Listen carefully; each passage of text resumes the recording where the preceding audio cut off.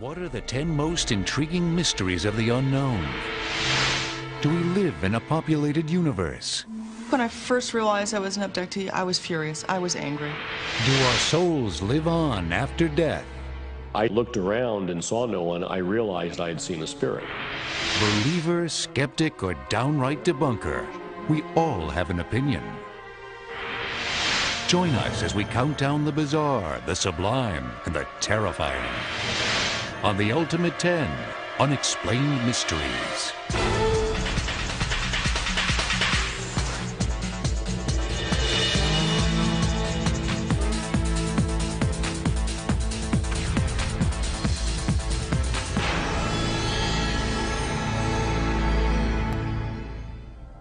We love a good mystery. Everything we know about our planet comes from a deep human curiosity. And yet its power and strangeness can still catch us unaware. Rains of random objects have fallen from the sky. Decades before the bomb, an unexplained explosion flattened miles of Siberian forest. And in grain fields around the world, mysterious designs have emerged overnight. Our number 10 unexplained mystery.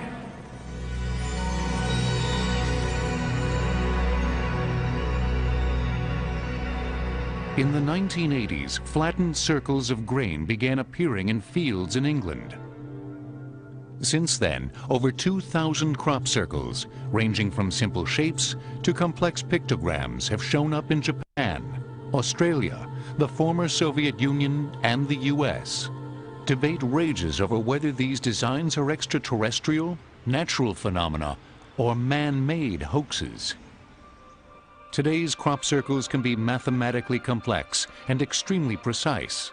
For many, these qualities eliminate earlier theories of natural causes.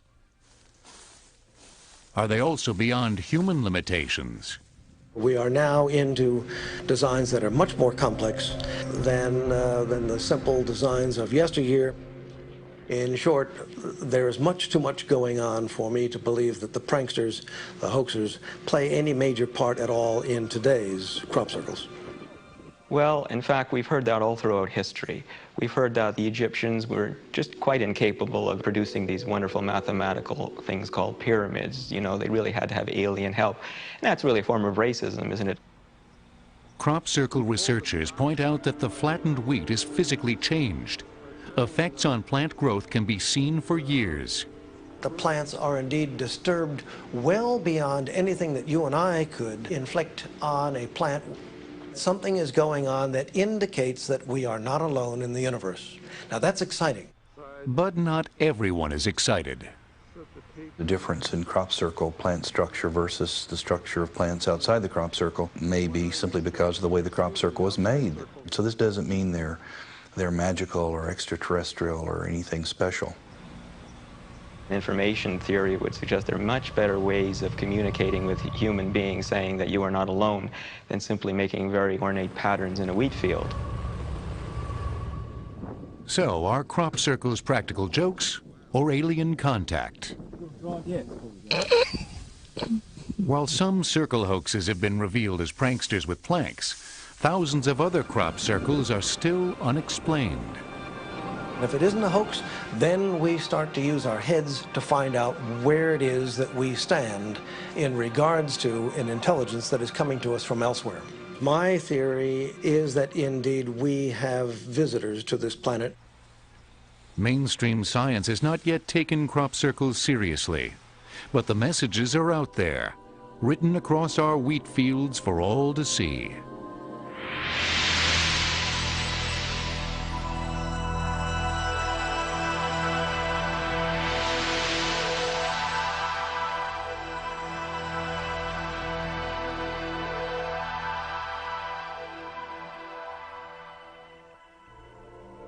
Our number 10 unexplained mystery may hold messages from outer space.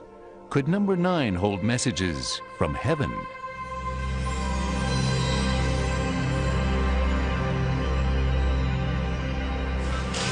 On September 21, 1995, there were reports around the world of Hindu statues drinking milk offerings.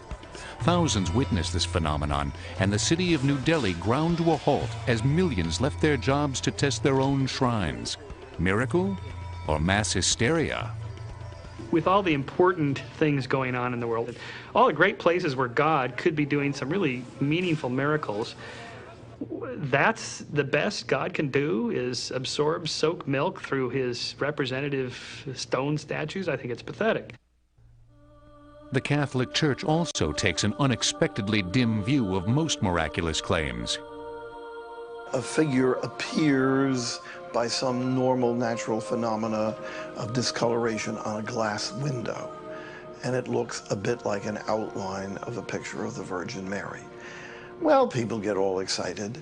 The Church, in modern times, never would give any approval to such an event. Like everybody else, the Church lives in the time it lives in, and we live in a scientific time. So where can a person find proof of God in this scientific age? The most studied artifact in the history of man is the Shroud of Turin, believed by many to be the burial cloth of Christ mentioned in the Bible. We were the first scientific team ever given an extensive period of time for an in-depth examination of the shroud, which we did over a period of 120 hours in October of 1978. One of the very first things that was discovered about the shroud was that, wait a minute, unlike all of the artist's renderings and paintings that throughout history, this shows bloodstains in the wrists, not in the palm.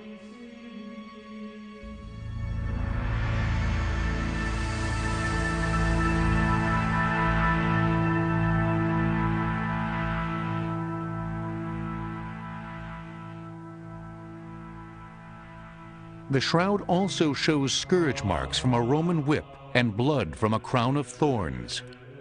In recorded, documented history, we only have one person who suffered a particular set of tortures, and that man was Jesus. Results of the first investigations were so promising that in 1988 the Catholic Church agreed to test the age of the shroud. If the shroud dated back to the 1st century, it would be considered physical evidence of the existence of Jesus Christ.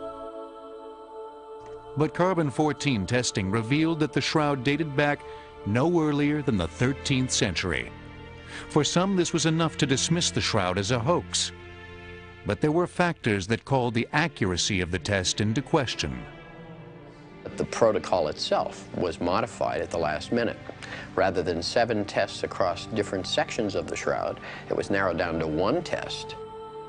Also in 1532, it's believed that a fire scorched the shroud, possibly rendering the carbon dating inaccurate. But skeptics wonder why the shroud is tested at all. Using materials available to a medieval artist, Joe Nickel is able to create a convincing shroud. Here's an image that I've taken a little more care with and finished and mounted. Now when we photograph this, we get this effect, which looks very much like the mysterious face on the Shroud of Turin. But painted replicas fail to refute the obvious. I always tell folks that if it were a painting, simple science would have made that discovery many years ago. So is this shroud medieval science or a miracle? I don't think it's that critical that we find out the truth behind the shroud. From a spiritual point of view, the image is already there. That really becomes less a matter of science and more a matter of faith.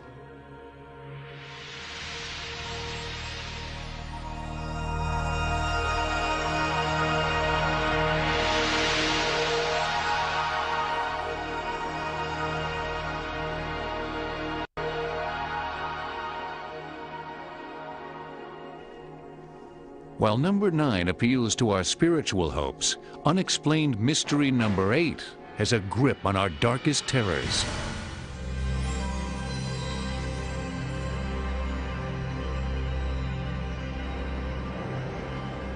It's hard to look even a few feet into Loch Ness in Scotland, and yet a strange creature has been spotted 10,000 times in these murky depths.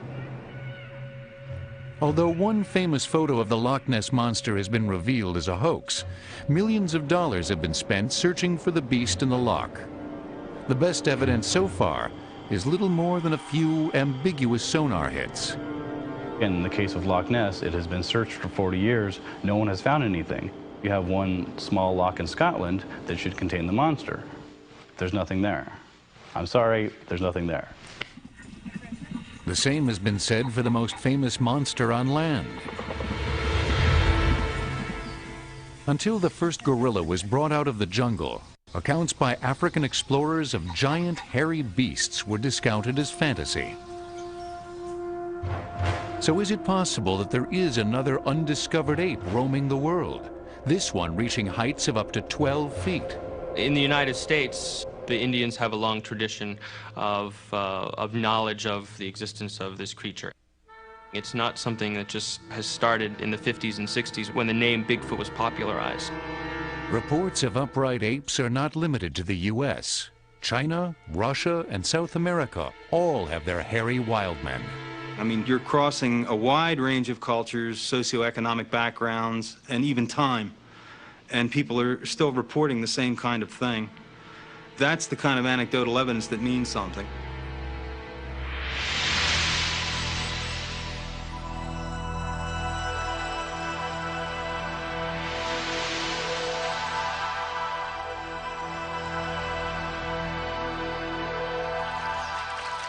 Is there any real evidence that this animal actually exists? DNA tests on hair samples found at Bigfoot sightings reveal that the hair comes from a primate. Yet the tested samples are too small for further identification. The primary evidence is the footprints. That's where the name Bigfoot comes from. The footprints are there. They're real. They are measurable. Some of the footprints that have been found have dermal ridges in them, the equivalent of your fingerprints. Things that your average hoaxer wouldn't take the time to do.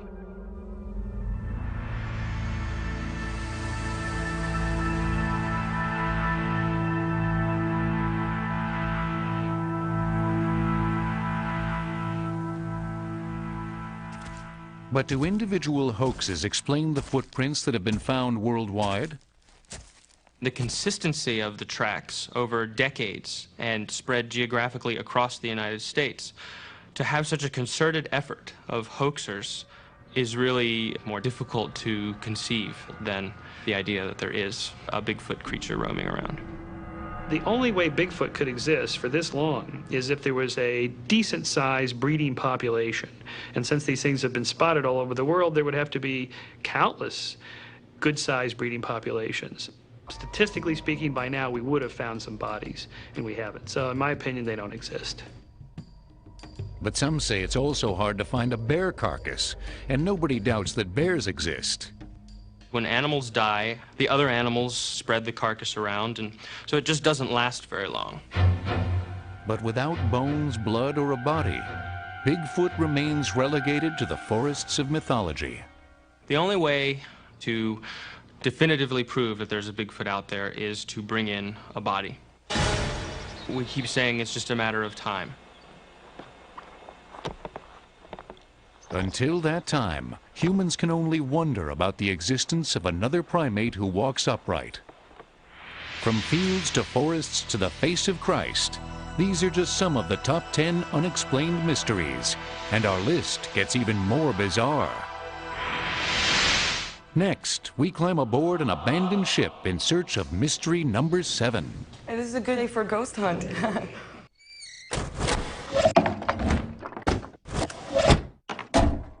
In the living world, there are things beyond reason. It was a feeling more than anything for me. Strange energies sort of surrounding us. I felt someone tap me on my side, and I realized I was home alone. But how do you reason with things that aren't living? No, I've just seen a gentleman walk straight through.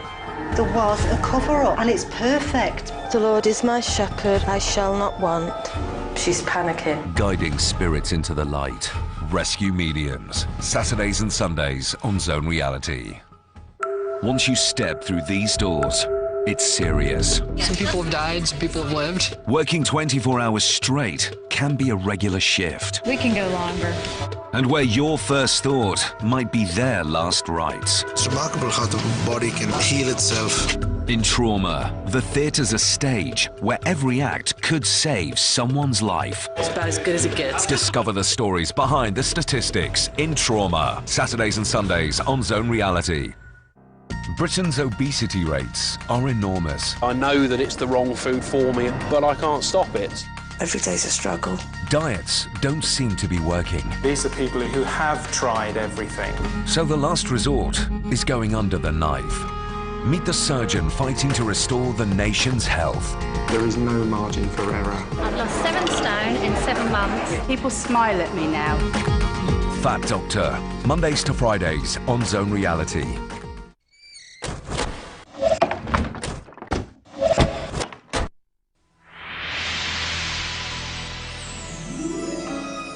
Our list of the ultimate 10 unexplained mysteries so far includes crop circles, miracles, and monsters.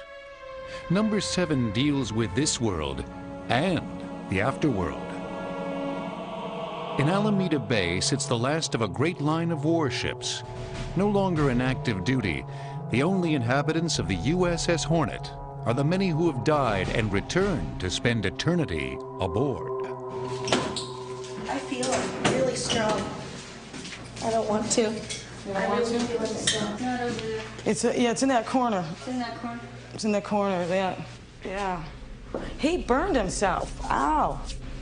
Hey, this is a good day for a ghost hunt.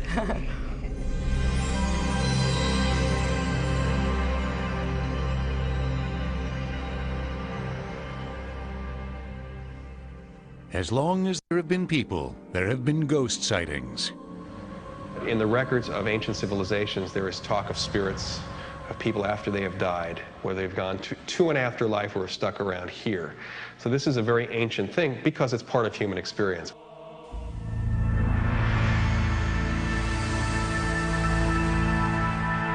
If seeing is believing, then photographs provide the most tantalizing evidence of ghosts. One of the things when we look at ghost photographs from the middle to late 19th century, they were almost invariably deliberate forgeries.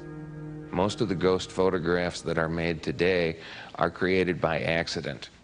The flash can go off outdoors and capture water droplets in the air, or often the camera's own strap.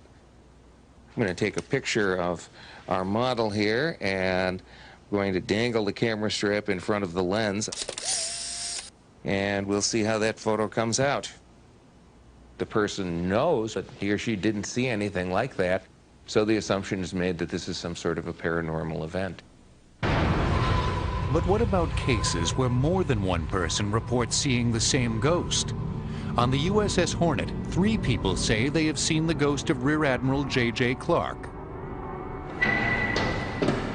I do pick up somebody that is working at some was a desk or cabinet or something. Immediately when I came on the ship, I had encountered the spirit of Admiral J.J. Clark. He was a rear admiral that served on the ship between 1944 and 45. When I saw the spirit go down the ladder below me, I saw him with both eyes, and I was looking straight at him. It wasn't just a glimpse. I saw someone, a man. His arms were to the side, just standing up straight. When I saw a picture of the Admiral, it was the same features. He's the same man I saw. Bingo, bingo. But why would ghosts return from the dead? It makes perfect sense that ghosts are seen where people are. And it makes perfect sense that you typically find an association with the location. It essentially boils down to the fact that ghosts are people too. They're dead people, but they're still people. People many believe who can teach us something. And down in that corridor, I've picked up somebody else. Having the ability to see the souls that have passed on has given me a wonderful knowledge and understanding of the life and death process, which really, we think of life as a process, but we don't really include death in it. Death is a part of life. That's a part of the process of life.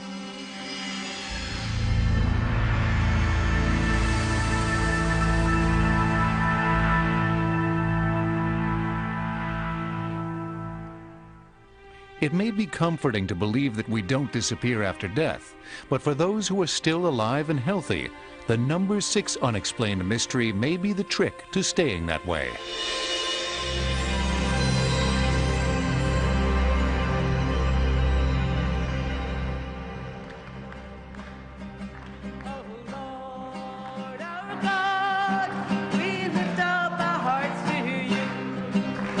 Every Tuesday, Father Peter McCall and Mary Ann Lacey conduct healing services in Dobbs Ferry, New York. Hundreds come to be cured of physical ills through the power of God. Praise is given and healing is received. I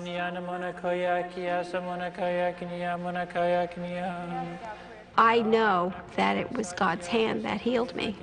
I have no other explanation of it. I just know that that's true.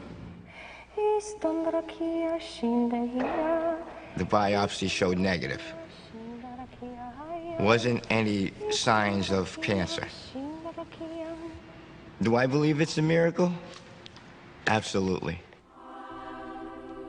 Healing miracles are the only modern miracles accepted by the Catholic Church in the canonization of saints.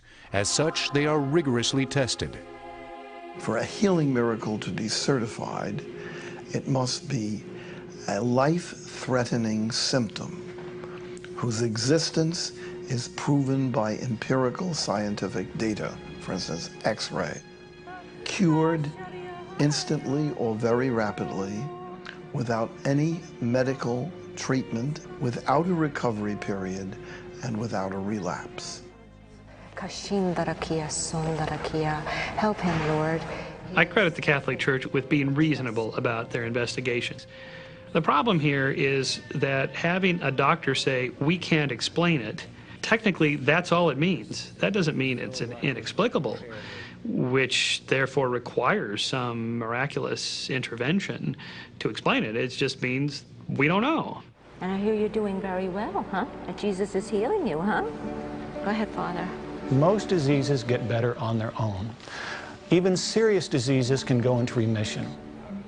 We know that in almost every form of cancer, there is a certain percentage of cases that go into spontaneous remission.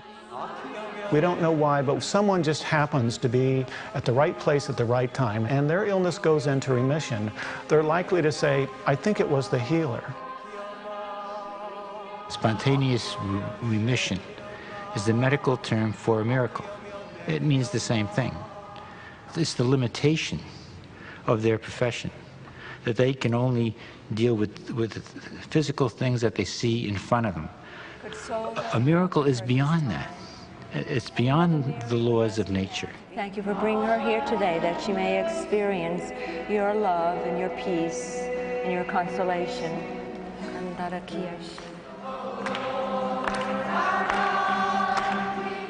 If people believe that faith healing is making them feel this good, what's the danger? The danger in people believing in miracles is this. You actually have documented cases of people giving up their traditional medicines and taking on these other worthless things and dying. Miracle or medical fluke? Those who have been healed feel they already have the answer. People have said to me, but MS goes into remission, Jane. And I'm like, if that's what you want to believe, that's fine. But in my deepest being, I was healed through the power of Jesus Christ. From wandering spirits to the power of prayer, can we beat death by conviction alone? Coming up, burning bodies and sightless vision continue our countdown of the ultimate 10 unexplained mysteries.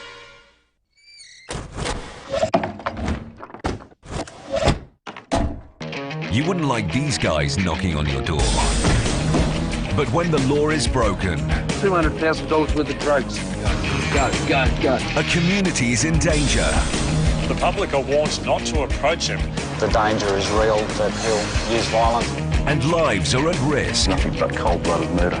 Now, heavily armed police have swarmed on this suburb. Who you gonna call? This is the sort of job we love doing. The Force, Mondays to Fridays on Zone Reality. First, there's the shock. There was no way she would have left us. Then comes the anger. It's a twisted tale. And after the grief, there has to be justice. If you're innocent, you'll be found innocent. We were hoping that we had already got our guy. Motives may be powerful, but the truth lies in the facts.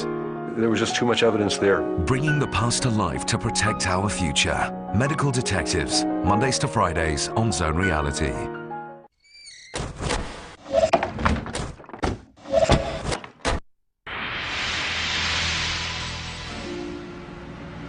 Some have seen ghosts disappear like smoke. But what about humans who burst into flame? If I were not there to see it, I wouldn't believe it. I wouldn't believe it. There was a little bit of a leg and a little bit of a skull left. The rest was ash. Number 5 on our list may well be the most gruesome of human mysteries. SHC, spontaneous human combustion.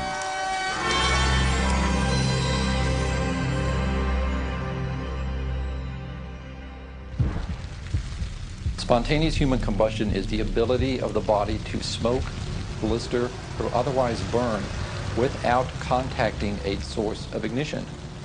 Spontaneous human combustion is horrific, macabre, and, according to mainstream science, impossible. Since the earliest cases of SHC in the 15th century, spontaneous human combustion has sometimes been explained as punishment from God.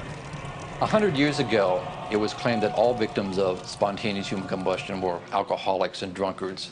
This was the vengeful wrath of God for living an immoral, intemperate life.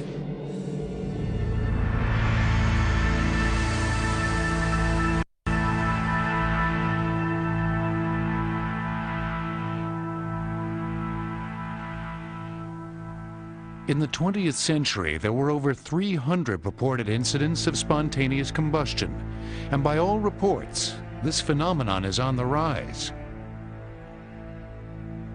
In 1974, the late Jack Angel survived a fire that doctors said came from the inside out. When Mr. Angel awoke from a prolonged sleep, he noticed that his right forearm and hand had been charred black, burned to the bone, he told us. We have Mr. Angel's medical records based on that treatment. The medical reports diagnose the injuries as, quote, internal in origin. Peter Jones claims to be a victim of SHC. His wife was a witness. All of a sudden, he appeared to erupt in a cloud of smoke, and it appeared to be coming from his legs. And I jumped up and looked under the bed and the covers and everything and couldn't find anything burning. When it was over, I said, "What was that, Peter?" And he said, "Beats the hell out of me."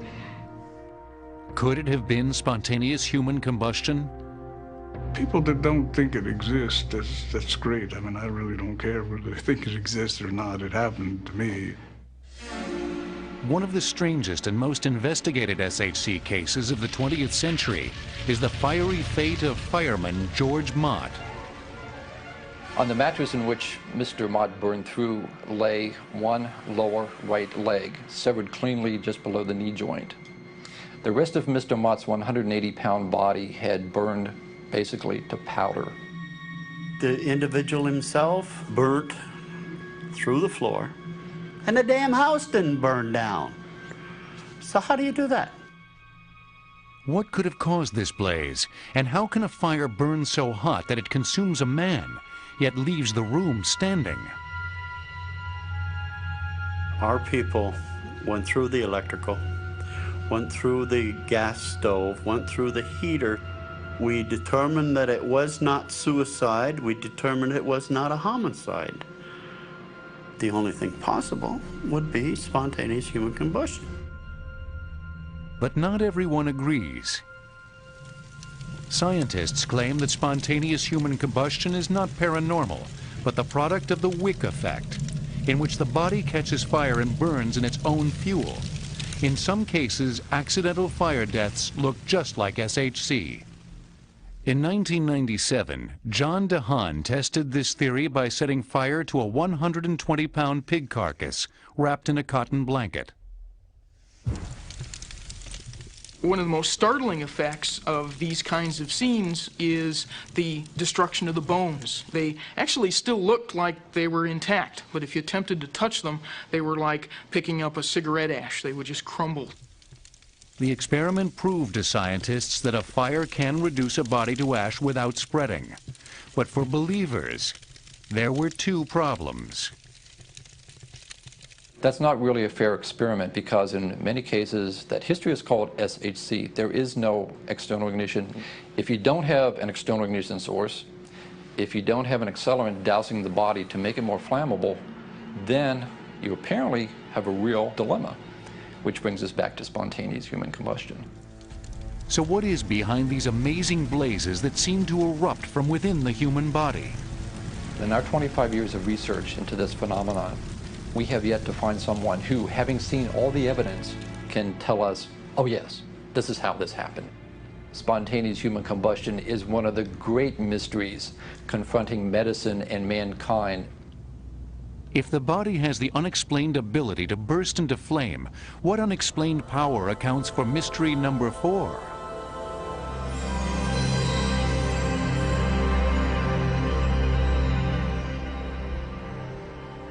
Prediction is a billion-dollar business. 2/3 of Americans believe in psychic phenomena, and 60% believe that they have had psychic experiences. Is it possible to see across time and space? One of the common methods that psychics use to get people to believe in them is something called a multiple out. For example, let's assume I had a dream last night in which I was in a serious car accident. And sometime in the next day or week, I'm in a serious car accident. That can make the dream look prophetic. But what if my friend is in a serious car accident? My girlfriend is in one. That's a hit too. There's a lot of shoe fitting going on in regard to psychic experiences. But this is precisely why we bring ESP into the laboratory. One of the more successful experiments that we've been using and other labs have been using is called the Ganzfeld experiment. In this experiment, a sender attempts to mentally communicate an image to a partner rooms away. The receiver then tries to pick the same image from a choice of 4. Random chance allows that 1 in 4 guesses will be correct, a 25% hit rate. What we're finding is 34, 35, even higher percentages of hitting, which means that somehow these subjects are getting the information more than chance would allow. Because of the success of such experiments, when the U.S. received reports during the Cold War that the Russians were using psychic spies to gather intelligence and plan military tactics, they didn't laugh. They spent $20 million playing catch-up. The Stargate program was a federally funded investigation of extrasensory perception to see whether, first, whether it was real, or secondly, if it were real, could we use it for matters of national interest, like for the military or to gather intelligence. We worked at empty desks with papers and pens. Normally our tasking was usually given to us in a sealed envelope. What they would say to us is something like, well, we've lost a piece of equipment, and it can be anywhere in the northeastern continental United States. You need to tell us where it's located. For over 17 years, Joe McMoneagle was one of this country's top remote viewers, a military term for a clairvoyant. In 1981, Stargate used McMoneagle in an effort to locate General James Dozier, kidnapped in Italy by the Red Brigades. McMoneagle was able to provide a street name, building floor, and a description of the general's condition, all details that were confirmed as accurate during Dozier's retrieval. My accuracy in the Dozier case really surprised me. With remote viewing, it's one of the surprises you always get. See, one of the deficiencies with remote viewing is really knowing just how accurate the information is until it's used. Theories abound, but nobody knows for certain how this critical information is actually transmitted or received. Information goes from here to here in ways we don't understand. We name that anomaly extrasensory perception. Do I believe in it? No. But is the evidence for something interesting going in? Absolutely. From inexplicable human incineration to extrasensory perception, numbers 5 and 4 prove that some of the world's ultimate mysteries lie within the human body. Coming up, believers and skeptics argue, are we alone?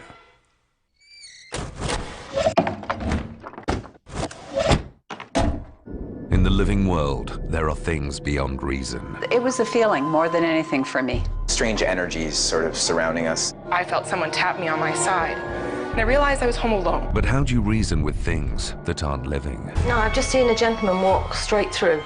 There was a cover-up, and it's perfect. The Lord is my shepherd, I shall not want. She's panicking. Guiding spirits into the light. Rescue mediums. Saturdays and Sundays on Zone Reality. Once you step through these doors, it's serious. Some people have died, some people have lived. Working 24 hours straight can be a regular shift. We can go longer. And where your first thought might be their last rites. It's remarkable how the body can heal itself. In Trauma, the theatre's a stage where every act could save someone's life. It's about as good as it gets. Discover the stories behind the statistics in Trauma. Saturdays and Sundays on Zone Reality. Britain's obesity rates are enormous. I know that it's the wrong food for me, but I can't stop it. Every day's a struggle. Diets don't seem to be working. These are people who have tried everything. So the last resort is going under the knife. Meet the surgeon fighting to restore the nation's health. There is no margin for error. I've lost 7 stone in 7 months. People smile at me now. Fat Doctor, Mondays to Fridays on Zone Reality.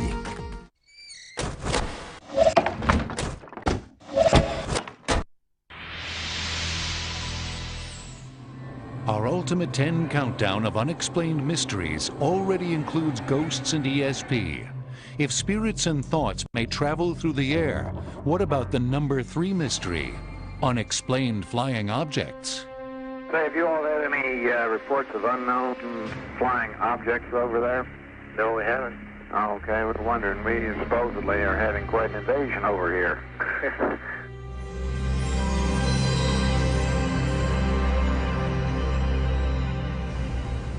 While conducting research at the National Archives, Sam Sherman discovered a declassified audio tape, rare government documentation of a UFO sighting. On October 7th, 1965, at Edwards Air Force Base in California, the air traffic controller noticed odd luminous objects coming over the field. Roger, we have a possible radar contact now, ranged up 3 miles, green, red, and white flashing lights. According to Sherman, these objects were picked up on radar at 8 different defense locations across the western U.S. Fearing enemy craft, the Air Force launched their own planes to investigate. This thing just, bing, went up, evaded him, and that was it.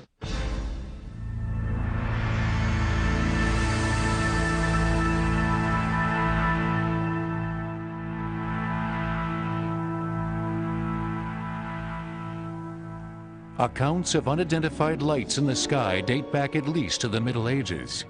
They weren't called UFOs, they weren't called flying saucers, but certainly they would be the same type of phenomena. It's been there throughout history if you know how to look and where to look. Human interpretations of UFOs have changed with the times. Medieval sightings were interpreted as signs from God. 18th century naturalists called them gas and plasma.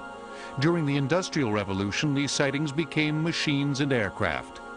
And with the space age came the era of the flying saucer.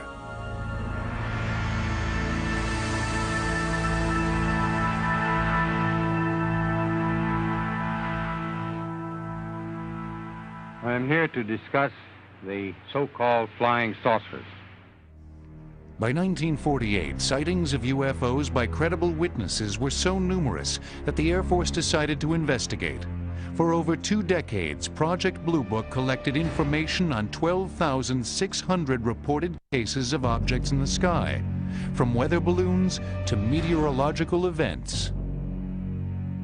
In 1969, the project was shut down with this statement. We have, as of date, come to only one firm conclusion, and that is that it does not contain any conceivable threat to the United States.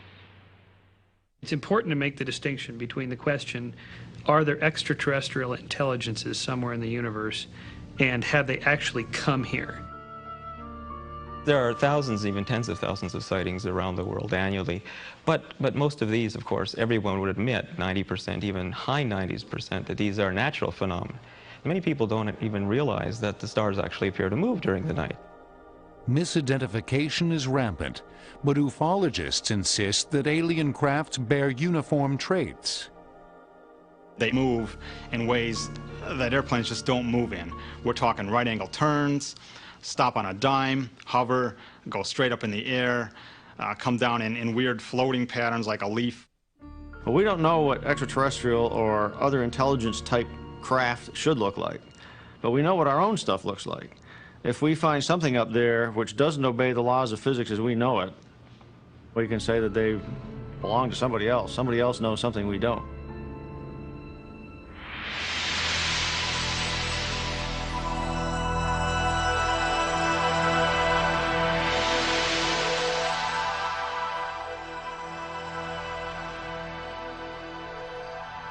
On September 19, 1961, Betty and Barney Hill were driving through New Hampshire around midnight when they claimed to have spotted a pancake-shaped light with 2 rows of windows that appeared to be following them.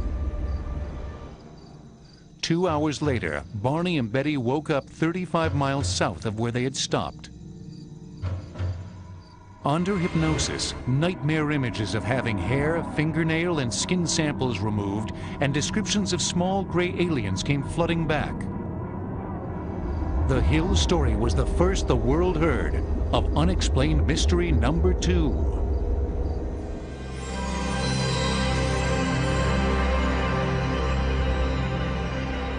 Since that night in 1961, thousands more have come forward with the claim that they too were the victims of alien abductions and experiments.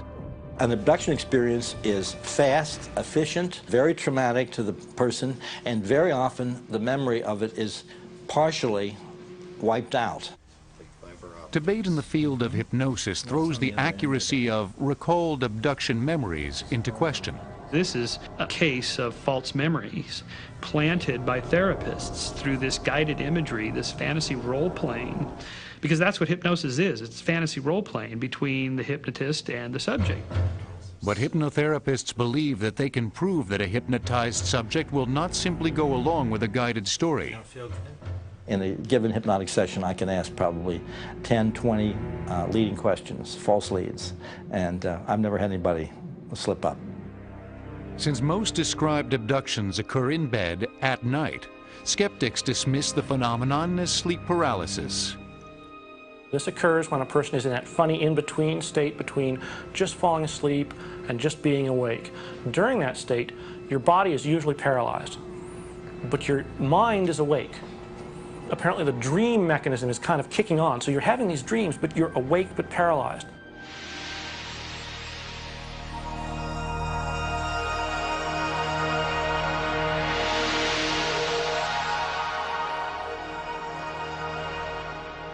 There's a lot of attendant other things which do not go along with sleep paralysis. For instance, if you have a group of people who have been taken from different places into the same craft, when they're dressed, sometimes they go back in somebody else's clothes. A woman who had a running suit on when she went to bed, who doesn't own a nightgown, when they put her back in bed, she was wearing somebody's fancy nightgown that she was terrified to find. For Beth Collings and Anna Jamerson, the proof is in the memories.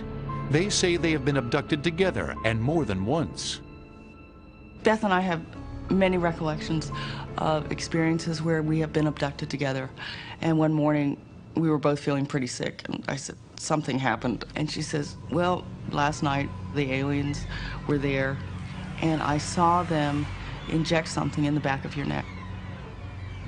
Can I check the back of your neck underneath your hair? I said, sure, you won't find anything. But she did. There was a hole in the back of my neck exactly where she had seen them inject me with something into the back of my brain. I thought being crazy would be preferable to telling anyone, even Anna, that this is what I remembered. I couldn't pretend that it didn't happen, and I couldn't forget what I remembered. When you have evidence like that, it's very hard not to believe that you are really being abducted. And I know I'm being abducted. After I had gone through so many cases and seen so much trauma and so much physical evidence, I, at some point, was asked, do you really believe all this? And I said, with sadness, I realize I no longer have the luxury of this belief. From strange ships in the sky to stranger trips on board, Unexplained Mysteries 3 and 2 prove our fascination with life beyond our world.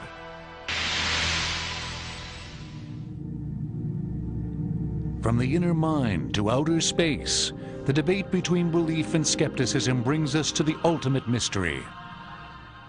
From the moment we are born, we inch toward our own demise. The concept of an afterlife is the founding principle behind all major religions. But the number one unexplained mystery remains. Is there any proof of life after death?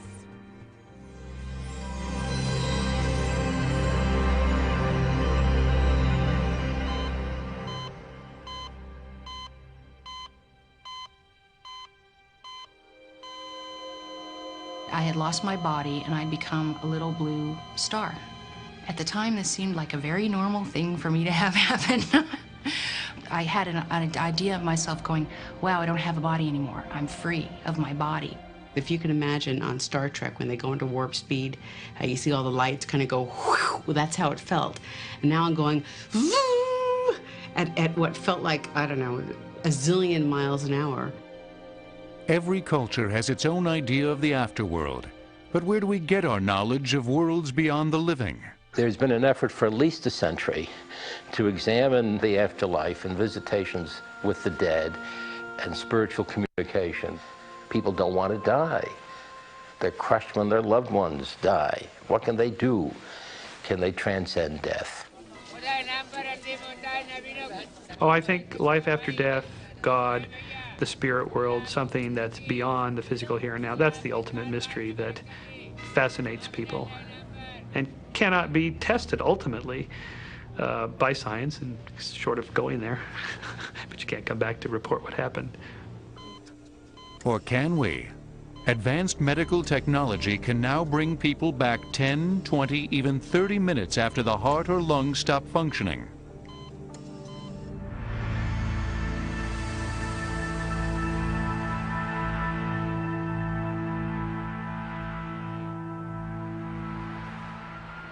Those that come back from the brink share stunningly similar tales.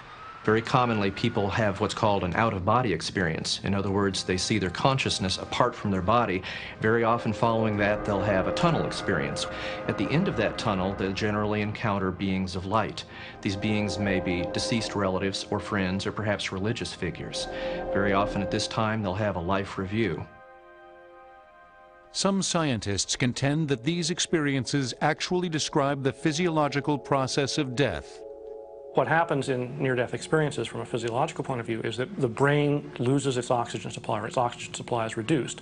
That causes neurons in the visual part of the brain, the visual cortex, to start responding very rapidly for a period of time. And that results in the perception of these long tunnels, bright lights, that sort of thing. In laboratory tests, gravity-induced loss of consciousness has produced out-of-body experiences, tunnel vision and white lights, replicating some, but not all, of the near-death experience. About 15% of people have what we call frightening near-death experiences.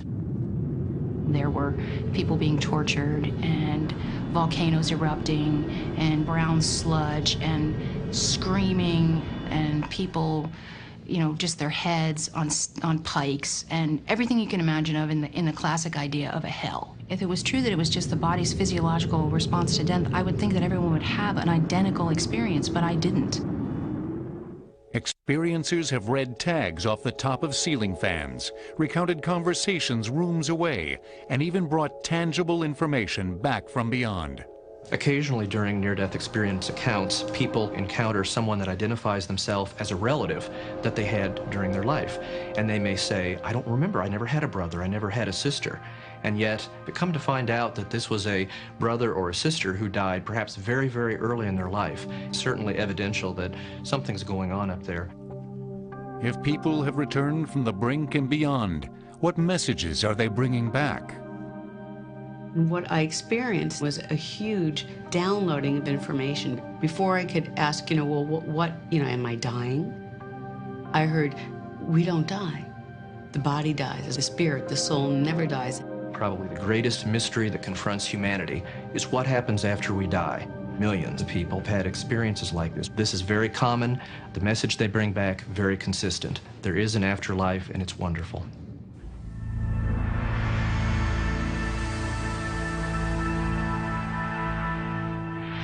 Is there life at the end of the tunnel? The ultimate question wraps up our countdown of the ultimate 10 unexplained mysteries. The need to create an orderly world governed by dependable rules is central to the human mind, and yet the ultimate answers continue to elude us. Although we have learned more about the Earth and the cosmos in the last 25 years than in all recorded history, the more we probe, the more mysterious the world has become. In the expanding sphere of scientific knowledge, the more it grows, the greater its contact with the unknown. And so it will always encounter more and more unknown. We're never going to know everything.